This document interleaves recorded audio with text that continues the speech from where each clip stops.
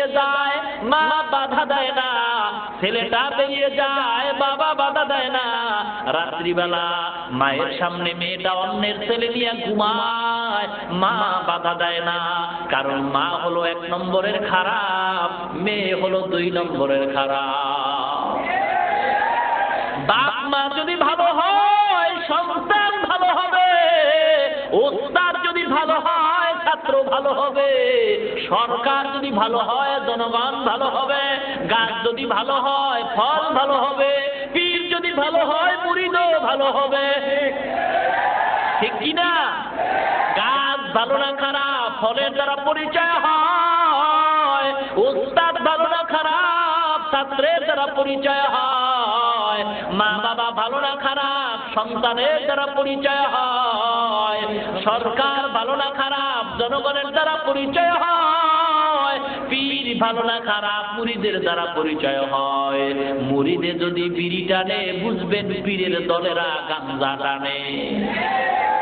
মুরিদ যদি প্রস্রাব করে পানি না লয় বুঝবেন পীরের দলেরা পায়খানাও কইরা পানি লয় না। কেন? বলে যেই পীর আল্লাহওয়ালা তার মুরিদ হবে আল্লাহওয়ালা, যে পীর নামাজি তার মুরিদ হবে নামাজি, যে পীর পর্দাওয়ালা তার মুরিদ হবে পর্দাওয়ালা। যদি কেউ প্রশ্ন করে পীরের গোষ্ঠী নামাজ পড়ে পীর সাহেব ভালো, মুরিদ নামাজ না পড়লে দোষ কার? আমি বলবো অবশ্যই পীরের দোষ, অবশ্যই পীরের দোষ, অবশ্যই পীরের দোষ। কারণ পীর যদি হক্কানি পীর হয়, আল্লাহওয়ালা হয়, নামাজি হয়, বেনামাজি মুরিদের দায়িকা বলবে মুরিদ রে বেয়াদব, নামাজ পড়ো না পড়ি না, যা তাড়াতাড়ি আমার দরবার ছাড়, তোর মতো বেনামাজি মুরিদ আমার দরকার নাই। যখন আমার নাম উচ্চারণ হয়ে গেছে এ দুনিয়ার কোন পাগল নয়। ও বাবা তুমি যদি বিবাহ না দাও, নবীর প্রস্তাবে আমি রাজি হয়ে গেলাম বিবাহ দেওয়ার জন্য, আমি ওই ছেলেকে পছন্দ করলাম। ও বাবা তুমি দাওয়াত দাও, জাগ দাও, ওই ছেলে ছাড়া নবীর প্রস্তাবে আমি বিবাহ হওয়ার জন্য রাজি হয়ে গেলাম, অন্য কারো কাছে আমি বিবাহ করতে আর রাজি নাই। হামসিরাতে মুস্তফা দরদামামি হালেও কুন ইত্তেবায়ে সুন্নতে খায়রুল বশর গিরে লাজিম তাকয়াবি আইফিসার। ও মুসলমান ইমানদার, পয়গম্বরের প্রস্তাবে মেয়েটা রাজি হয়, সাহাবকে ডাক দেওয়া হয়, ও সাহাব বিবাহের তারিখ করো, মেয়ে তোমার সাথে বিবাহ বসার জন্য রাজি হয়ে গেছে। ও মুসলমান, আজকের সমাজের মেয়েরা পর্দা নাই, কোরআন নাই, তেলাওয়াত নাই, আমল নাই, সব ওই মা বাবাকে না মাইনা যার মন মতো সে চলতেছে। 14ই ফেব্রুয়ারি যখন শুরু হয় ভালোবাসা দিবসের জন্য মেয়ে রাস্তায় বেরিয়ে যায়, মা বাধা দেয় না।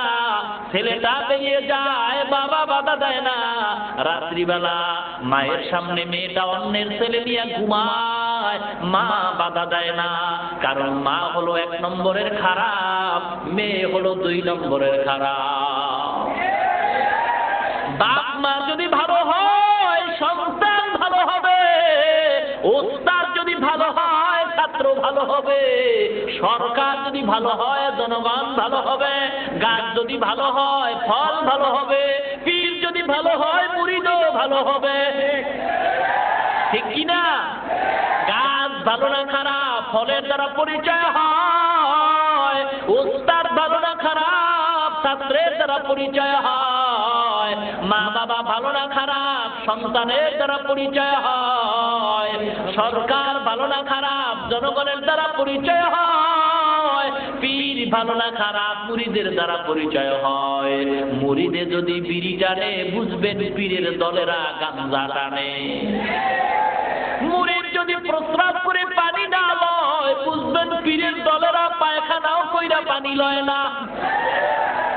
কেন? বলে যে পীর আল্লাহওয়ালা তার মুরিদ হবে আল্লাহওয়ালা, যে পীর নামাজি তার মুরিদ হবে নামাজি, যে পীর পর্দাওয়ালা তার মুরিদ হবে পর্দাওয়ালা। যদি কেউ প্রশ্ন করে পীরের গোষ্ঠী নামাজ পড়ে পীর সাহেব ভালো, মুরিদ নামাজ না পড়লে দোষ কার? আমি বলবো অবশ্যই পীরের দোষ, অবশ্যই পীরের দোষ, অবশ্যই পীরের দোষ। কারণ পীর যদি হক্কানি পীর হয়, আল্লাহওয়ালা হয়, নামাজি হয়, বেনামাজি মুরিদের দায়িকা বলবে, মুরিদরে বেয়াদব, নামাজ পড়ো না, পড়ি না, যা তাড়াতাড়ি আমার দরবার ছাড়, তোর মতো বেনামাজি মুরিদ আমার দরকার নাই। আউলিয়ারা কারে উকুবা ইখতিয়ার, জাহেলারা কারে দুনিয়া ইখতিয়ার, খাকো বাদো আব আতিশ বন্দন বামানে তু জিন্দা বা হক মুর্দা। ও মুসলমান ইমানদার, আল্লাহর গোলাম হও, পয়গম্বরের সুন্নতের উপর আমল করো। ও বাংলাদেশের মুসলমান, দুঃখের সাথে কলিজাটা ফেটে যায়। এ বাংলাদেশের মুসলমান এমন একদিন ছিল ইসলামের পরিচয় পায় নাই, টুপি কারে কয় চিনে নাই, পাতিল মাথায় দিত। এখন উত্তরে আরো আগাইবেন, অনেক মানুষ ইসলামের পরিচয় পায় না, এমনকি সোজা হয়ে হাঁটতেও পারে না, লুঙ্গিও ঠিক মতো পড়তে পারে না, বাথরুম কেমনে করবে তাও শিখে নাই, ঠিক কিনা? জৈনপুরের আল্লাহর ওলিরা, ফুরফুরার আল্লাহর ওলিরা, ইয়ামানদার থেকে সিলেটের শাহজালাল রহমাতুল্লাহ আলাইহি, শরীয়তপুরের আল্লাহর ওলিরা বাংলাদেশে আইসা মানুষের কাছে কাছে গিয়া কোরআনের বয়ান শুনাইছেন, মানুষগুলির মাথায় টুপি উঠায় দিতেন। মানুষ নবীর মহব্বতে সুন্নাত মনে করে টুপি মাথায় দিত। তখন কোনো দ্বন্দ্ব থাকতো না, হিংসাও ছিল না, কালোটা মাথায় দিব না সাদাটা দিব, সাদাটার ভিতরে গোলটা দিব না পাত করলি দিব না নাপ্পা দিব, এ নিয়ে কোনো দ্বন্দ্ব মুসলমানের ভিতরে ছিল না। নবীর সুন্নাত টুপি মাথায় দেওয়া সুন্নাত মনে করিয়া মুহাব্বতের সাথে তারা টুপি মাথায় দিত, ঠিক কিনা? নবীরে দাঁড়াইয়া সালাম দিব না পয়সা সালাম দিব, এ নিয়ে কোনো দ্বন্দ্ব ছিল না। নবী নূরের তৈরি না মাটির তৈরি, কোনো দ্বন্দ্ব ছিল না। নবী গায়েব জানেন কি জানেন না, এগুলি নিয়ে মানুষ কোনো দ্বন্দ্ব করে নাই। বর্তমান সমাজের ভিতরে সামান্য জিনিস নিয়ে দ্বন্দ্ব করিয়া মুসলমান দলে দলে ভাগ হয়ে গেছে, একটাই মাত্র কারণ, আলেম নামের কলঙ্ক হইয়া উল্টা পাল্টা মানুষের সামনে বৈশা মাইকটা পাইলে এক দলের গালি দেয়, শুধু গালি আর গালি, কোরআনের কোনো বয়ান নাই। মুসলমানের জন্য নামাজ পড়া ফরজ, পর্দা করা ফরজ, হালাল খানা খাওয়া ফরজ, অথচ পর্দার বয়ান করে না, হালাল খানার বয়ান করে না, নামাজের বয়ান করে না। টুপি কোনটা মাথায় দিব, না নবীর সালাম দাঁড়ায় দিব না বৈশা দিব, এ সমস্ত বিতর্কিত আলোচনা কইরা মানুষের ভিতরে, সাধারণ মানুষের ভিতরে দ্বন্দ্ব লাগায় দিল। এরা তো আসলে মুসলমানের বন্ধু নয়, এরা মুসলমানের চিরন্তন দুশমন, ইহুদিদের দালাল। কি দরকারটা কি? সাধারণ মানুষ তো কোরআন পড়ে নাই, হাদিস পড়ে নাই, ওরা কি বুঝবে কোনটা হালাল কোনটা হারাম, কি বুঝবে কোনটা জায়েজ কোনটা না জায়েজ? এগুলি বলবো আলেম ওলামাদের মজলিসে, আলেমরা বুঝবে কোনটা হালাল কোন দলিলে, কোনটা হারাম কোন দলিলে। এগুলি সাধারণ মানুষের বুঝানোর কি দরকারটা, কি আলোচনার দরকার? মানুষের আমল হওয়া দরকার, নামাজি বানানো দরকার, পর্দাওয়ালা বানানো দরকার, টুপিওয়ালা বানানো দরকার। সুন্নতের বয়ান করো, আমলের বয়ান করো, এগুলির বয়ান বাদ দিয়া বিতর্কিত আলোচনা, খাড়ায়া সালাম দিবা না বয়া দিবা, নবী নূরের তৈরি না মাটির তৈরি, এগুলি তো মানুষ জানতে চায় না, চাইছে। অথচ এই সাধারণ জিনিস নিয়ে দ্বন্দ্ব কইরা ফরজ নামাজি পড়ে না, পর্দাই করে না, ঠিক কিনা? সব বাংলাদেশে তো এখন বক্তার অভাব নাই, ডানা কাটা পরীর মতো কত বক্তা আছে বাংলাদেশের ভিতরে। বয়ান উঠার আগে চেহারায় মেকআপ লাগায়, কি লাগায়? বাংলাদেশের হারামখোর মানুষ আবার এদের জন্য পাগল। চ্যানেল আই এর বড় ভাষ্যকার, মুফাসসিরিন একরাম, আন্তর্জাতিক খ্যাত, বুঝেন নাই? কোরআন শরীফ আইয়া খুইলা আয়াত পরে অর্থ কয়, আয়াত পরে অর্থ কয়, এটা তো আমরাও পারবেন, খালি সুরটা নাই, এই তো। আর মানুষ কি পাগল দেখছো? এর মতো ভালো মানুষ আর কেউ নাই, কোরআন পরে আর আয়াতের অর্থ কয়। আপনিও পারেন, বাংলায় তাফসীর পাওয়া যায় কোরআন, তাফসীর তো এইটা কয় না। যেই বক্তা বেপরদায় চলে, এর ওয়াজের দ্বারা কোনোদিন মানুষ আমলওয়ালা হবে না। যে আলেম চেহারায় মেকআপ করে তার বয়ান শুনাই তো হারাম, অথচ মানুষ পাগল। কত বক্তা আছে আমার লিস্টির ভিতরে, নামাজ তো পড়েই না, বয়ানের পরে গান্দা টানে আর বিড়ি টানে। বুঝেন নাই? সমাজ ধ্বংস হয়ে গেছে। কেন এগুলি করে? শুধু মূর্খতা। কোরআন হাদিসের দলিল তার কাছে নাই, কোরআন পড়ে নাই, হাদিস পড়ে নাই, বাংলা ইতিহাস বইরে বইরে বয়ান করে। কণ্ঠ আছে, পাবলিক পাগল, কণ্ঠ হলেই হয়ে গেল, কোরআন হাদিসের দরকার নাই, ঠিক কিনা? এজন্য কান সুখ হয়, হেদায়েত হয় না। ইবলিস গিয়া জান্নাতের গেটের দরজা দাঁড়ায় কয়, হাওয়া কে? আমি ওয়াজ করতে আইছি। ওয়াজ কে কয়? ইবলিস ওয়াজ করতে গেছে জান্নাতের গেটের সামনে। আদম ঘুমায়, হাওয়ার ওয়াজ করছে। আল্লাহ পাক রব্বুল আলামিনের নীতি হলো, তুমি যার ওয়াজ শুনবা তারে আগে পরীক্ষা করে নাও সে আমলওয়ালা কিনা। যদি আমলওয়ালা হয় তার বয়ানে তোমারও আমল হবে। এই বক্তা পরীক্ষা না কইরা যখন ইবলিসের ওয়াজ শুনলো, বিপদে পড়লো। এজন্য সকল বক্তার ওয়াজ শোনা যাবে না, আগে দেখতে হবে তার ভিতরে আমল আছে কিনা, ঠিক কিনা। কারণ আমি যদি বেপরদায় চলি, আমার ওয়াজের দ্বারা কিয়ামত পর্যন্ত কোনো মানুষ পর্দাওয়ালা হবে না। আমি যদি হারাম খাই, আমার বয়ানের দ্বারা কোনো মানুষ হারাম থেকে ফিরবে না। হতে পারে মানুষের কান সুখ হবে কণ্ঠের মাধ্যমে, কিন্তু আমল আসবে না মানুষের ভিতরে, ঠিক কিনা। আজকের সমাজ ধ্বংসের ভিতরে চলে গেছে। কোন দিকের বয়ান করলে মানুষ সোজা হবে? দিন দিন গুনাহ পাল্লা দিয়ে করতেছে, ঠিক কিনা। আল্লাহর গোলাম যুবক সাদ রাদিয়াল্লাহু তাআলা আনহু বিবাহের তারিখ হয়। এবার ডাক দিয়া কও, সাদ আসো, তাড়াতাড়ি আসো, তোমার মাল সামানা নিয়ে হাজির হও। বিবাহের জন্য তারিখ হয়ে গেল, বিবাহের জন্য হাজির হয়ে গেছে। সাদ রাদিয়াল্লাহু তাআলা আনহু দোকান থেকে বিবাহের মাল নিয়া যখন বাড়ির দিকে রওনা হয়ে গেছে, বাড়ির দিকে রওনা হওয়ার পর প্রতিমধ্যে যাওয়ার পরে হঠাৎ কে যেন ঘোষণা করছে, ও নবীর উম্মত, আল্লাহ নবী জিহাদের ময়দানে ডাক দিছে, নবী নিজে যুদ্ধে অবতরণ করছেন, আয় মুসলমানের দল তাড়াতাড়ি জিহাদের ময়দানে যাও। এই কথা শোনার পর সাদ রাদিয়াল্লাহু তাআলা চিন্তা করেন, শ্বশুর বাড়ির মজার খাওয়া ধুইয়া কেমনে আমি জিহাদের ময়দানে যাব। চিন্তা করে একদিকে আমার শ্বশুর বাড়ির মজার মেহমানদারি, অপরদিকে আমার নবী জিহাদের ময়দানে মার খাচ্ছে। একদিকে উলামায়ে কেরামরা কোরআনের পক্ষে স্লোগান দিয়া রাজপথে মার খায় আর জেলখানায় যায়, আর এক দলে ঘরের ভিতরে বসে তসবিহ টানে। এটা মুসলমানই তো হতে পারে না রে মুসলমান। এবার সাদ রাদিয়াল্লাহু তাআলা আনহু চিন্তা করে আর শ্বশুর বাড়ি থাকা যাবে না। আল্লাহ নবী যেখানে জিহাদের ময়দানে অবতীর্ণ করলেন, আবার সেখানে যাইয়া কালেমার দাওয়াত দেওয়ার জন্য নবীর কাতারে দাঁড়াইতে হবে। শ্বশুর বাড়ির মাল সামানা বাদ দিয়া দোকানওয়ালারে কয়, ও দোকানওয়ালা, আমার মাল সামানা তুমি ফেরত দাও, আর একটা টাকার বিনিময়ে তরবারি দাও। সাদ রাদিয়াল্লাহু তাআলা আনহু তরবারি নিয়ে জিহাদের ময়দানে গেলেন। ও মুসলমান ইমানদার, সাদ বলেন, নবী জেলখানায়, ওহুদের নবীজি যুদ্ধের ময়দানে আঘাত সহ্য করবে, আর আমি তার শ্বশুর বাড়ি আরাম করব, এটা নবীর উম্মতের নিদর্শন হতে পারে না, ঠিক কিনা।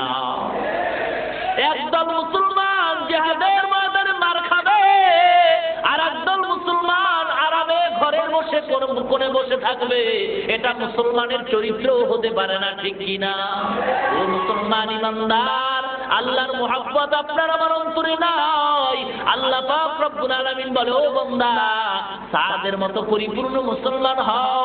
ও প্রাণের যুবক ভাই, আল্লাহর মুহাব্বত নাই, আজকের মুসলমান নামাজের মুহাব্বত আপনার অন্তরে নাই। আজকে স্কুলের দিকে তাকাও, কলেজের দিকে যদি তাকানো হয়, ও যুবক ভাইরা, স্কুলের কত ছাত্র, কলেজের হাজার ছাত্র, ভার্সিটির হাজার ছাত্র, স্কুলে কলেজে ভার্সিটিতে সময় মতো ক্লাস করে, আবার আজান হলে নামাজে যায়, দাড়ি লম্বা, টুপি পাগড়ি পরিয়া ক্লাস করে, আবার নামাজও পড়ে, আছে না নাই? আছে না নাই? তাহলে আপনি যদি না পারেন, বুঝবেন আপনার কপাল পুড়ে গেছে। ও দোকানওয়ালা ভাই, আপনার মতো হাজারো দোকানওয়ালা নামাজ পড়ে কি পড়ে না? ও রিস্কাওয়ালা ভাই, রিস্কা চালাও, হাজারো রিস্কাওয়ালা এক ওয়াক্ত নামাজ ছাড়ে না, আছে না নাই? ভাইরা আমার, এটি শুধুমাত্র আল্লাহর মহব্বতের ব্যাপার। আল্লাহ পাকের মহব্বত আপনার আমার অন্তরে নাই। আল্লাহ পাক বলেন পরিপূর্ণ মুসলমান হও, নামাজ যারা পড়ো না নামাজ পড়ে মুসলমান হও, পর্দা যারা করো না পর্দা করে মুসলমান হও, যাকাত যারা দাও না যাকাত দিয়ে মুসলমান হও। আল্লাহ নবী বলেন ক্বালা রাসূলুল্লাহ সাল্লাল্লাহু আলাইহি ওয়াসাল্লাম লা طاعة لمخلوق في معصية الخالق أو كما قال النبي عليه الصلاة والسلام। আল্লাহ নবী ডাক দিয়া বলে, ও দুনিয়ার উম্মত, আল্লাহ তাআলাকে বেজার করিয়া কোন মানুষের অনুসরণ করা আনুগত্য করা হারাম। আল্লাহকে বেজার করিয়া কোন মানুষের আনুগত্য করা হালাল না হারাম? আল্লাহকে বেজার করিয়া কোন মানুষের আনুগত্য করা হারাম, ঠিক নেই? শুধু এটাই নয়, পরোক্ষভাবে নবীকেও বেজার করিয়া কোন মানুষের আনুগত্য করা, আল্লাহকে বেজার করিয়া মানুষের আনুগত্য করা হারাম, নবীকে বেজার করিয়া মানুষের আনুগত্য করা হারাম, ঠিক নেই? এক কথায় আল্লাহকে আর নবীকে বেজার করিয়া মা বাবার কথা মানা হারাম, আল্লাহকে নবীকে বেজার করিয়া উস্তাদের কথা মানা হারাম, আল্লাহকে নবীকে বেজার করিয়া বাবার কথা মানা হারাম, উস্তাদের কথা মানা হারাম, ভাইয়ের কথা মানা হারাম, বোনের কথা মানা হারাম, পীরের কথা মানা হারাম, ঠিক কিনা? আমার পীরকে আমি মানব যদি দেখি সে আল্লাহকে মানে, যদি দেখি নবীর সুন্নাত মানে। আমার পীর যদি দেখি আল্লাহ নবীকে মানে না, আমিও আমার পীরের মানি না, ঠিক কিনা? এটাই তো মুসলমানি, ঠিক কিনা? মুসলমানি বুয়া তো গরদান নেহাদান এনানে খুদ বদতে খাজাদান। মুসলমান কারে কর? কালেমার লাগাম আল্লাহর হাতে ছেড়ে দাও, আল্লাহর রাজি খুশি অনুযায়ী চলতে হবে, ঠিক কিনা? ভাইরা আমার, কষ্ট হইতেছে না? বেশি রাত্র আর করবো না, যেহেতু সারা রাত্রের ওয়াজ তো আর কম শুনেন নাই, কি বলেন? আজকে এখানে ওয়াজ, কালকে আর এক জায়গায় ওয়াজ, শুধু ওয়াজ আর ওয়াজ, বক্তারও অভাব নাই, ডায়েরিও খালি নাই, এত ওয়াজ। এরপর মানুষের আমল হয়। একদল ঘরে যাবে, ওয়াজ তো মোটামুটি খারাপ শুনলাম না, কিন্তু দেশের খবর রাখাও তো দরকার, টিভিটা থাক, ঠিক কিনা? আসেনি এমন দল? নামাজ তো পড়বেই না, নামাজ না পড়লে কি বুঝুন? আপনার কোথায় মোটামুটি খারাপ নাই, ভালো আছে, কি আছে কিনা? ইমানও বলে এখন মজবুত, হুজুরকে আগেই বলে জান্নাত চলে যায়, কেমন কপাল পড়া, চিন্তা করে। নামাজ নাই, রোজা নাই, ইমান বলে ঠিক আছে, নামাজ পড়ে না, ঘুম আর ঘুম, ঘুমায় দেরিতে উঠে অনেক পরে, কি আসেনি এমন একজন? হারাম খাইয়া বুড়িটারে মোড়া বানাইছে, ফজরের নামাজ উঠে না, ঠান্ডা। আল্লাহ কাছে এক গজব কারে কর, আল্লাহর গজব। ডাক্তারের কাছে গেছে, ডাক্তার কইছে মুয়াজ্জিন ঘুম থেকে উঠার আগে রাস্তা মাপবি, তাড়াতাড়ি ঘুমাইতে পারবি না, মরবি, ঠিক নেই? আজানের আগে উঠে রাস্তা মাপতে হয়, এরপর ফজরের নামাজে মসজিদে যাইবে না। আল্লাহ ওদিকে যাবি না, সেদিকে যা, একদিকে যাইতে তো হইব, কি বলে? আরাম হারামে কোনোদিন কি নাই? আরাম। এরপরও দেখেন আল্লাহর গজব কারে কর। এত টাকা আল্লাহ দিছে, এত সম্পদ দিছে, কোরমা পোলাও গোশত খাওয়ার জন্য হারাম, ডাক্তার কাছে খাইলেই মরবি, ঠিক কিনা? এরপরে তো ঘুমলাই, যাও ঘুমায়, তাও ট্যাবলেটের বিনিময়, ঠিক নেই? তাও যতটুকু ঘুমায় শান্তির ঘুম না, এ ঠিক করে মাইরা উঠে ধর কে জানি দিতে লাগায়, ঠিক কিনা? গজব কারে কয়? আল্লাহ পাক রব্বুল আলামিন বলে, ও বান্দা, আমি আল্লাহ বড় বড় শক্ত ধরা, আমি আল্লাহ যাকে ধরি সাংবাদিকের জুতা তার গালের উপরে মারি, ঠিক কিনা?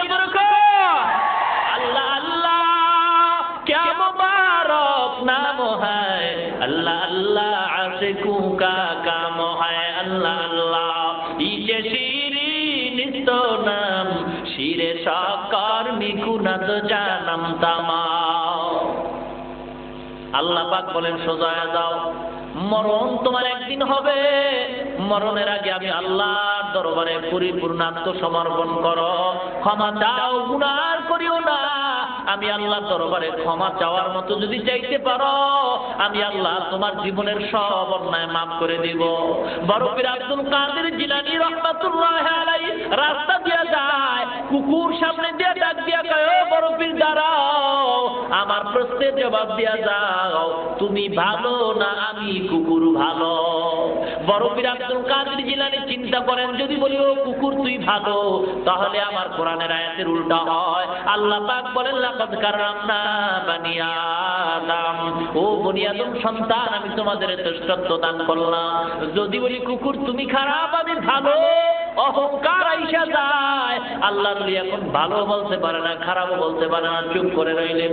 আল্লাহ জানায় দেয়, ও আব্দুল কাদের জানায় দাও, ও কুকুর, মরণের পরে কবরে যাওয়ার পর আল্লাহ যদি আমাকে মাফ করিয়া দেয়, আমি তোর চেয়ে 1000 গুণ ভালো, তুই আমার চেয়ে খারাপ।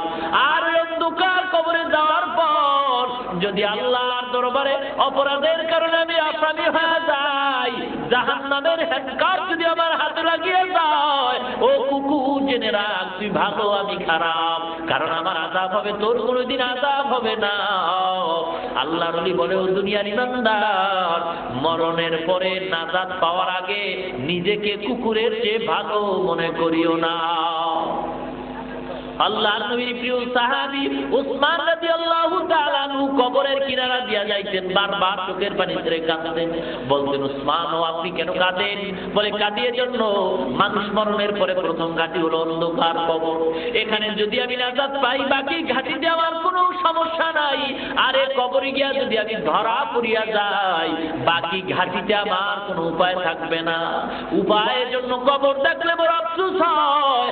আল্লাহর নবী বলে, দুনিয়ার ইমানদার, অল্প বয়সে আমার দাড়িয়ার চুল সাদা হয়ে গেছে একমাত্র কবরের চিন্তায়।